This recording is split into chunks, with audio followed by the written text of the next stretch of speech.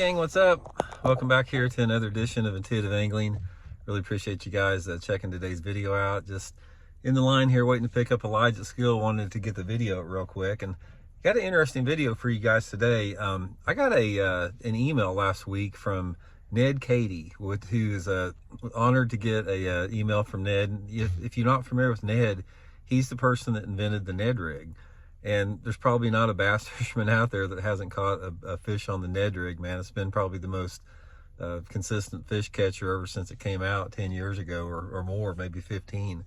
But anyway, I guess Ned had been following my channel and my concerns and my anti-Livescope forward-facing sonar position.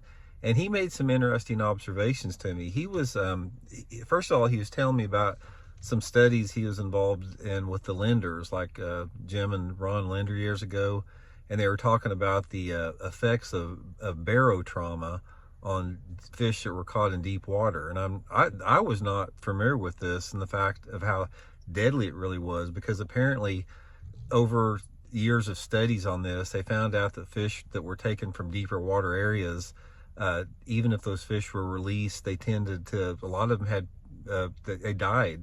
They had a very high rate of post-mortality, in the fact that this barotrauma, when these fish come out of deep water, it has a really negative impact on the fish's internal organs and eyes. Doesn't really make any difference if you fizz them and make them go back down. There's still damage that occurs from this.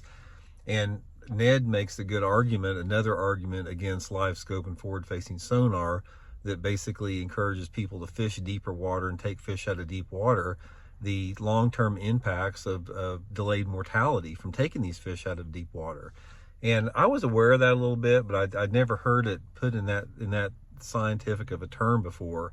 But it makes a lot of sense to me. It's like, you know, when you catch a fish out of 30, 40, 50, 60 feet of water, and you pull it up out of those different pressure changes like that, just because if you release that fish and you fizz its bladder and it swims back down, that still does not mean that the damage has not occurred internally to the eyes and to the organs of that fish. And apparently their studies indicated, you know, just tons of dead fish on the bottom of the lake as a result of this, where they released it, especially like, you know, for crappie and stuff like that. But anyway, I just thought that was an interesting point that Ned brought out there. Thanks again, Ned, for sending that to me.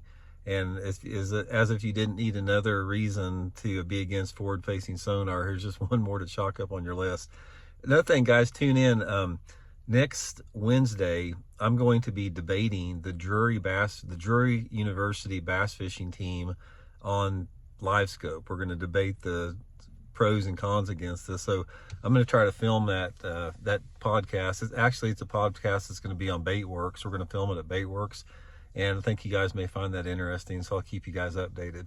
Also, real quick, just want to remind you guys, if you hadn't had a chance, check out our Solar Bat, my signature series, RB2 model sunglasses. We have a sale all this month, Black Friday sale. If you buy a pair of these, you get the second pair of equal or lesser value free. So I'll include the link in the description. You can get you some of these really good Solar Bat RB2 models. So thanks again, guys. We'll check in later. See you.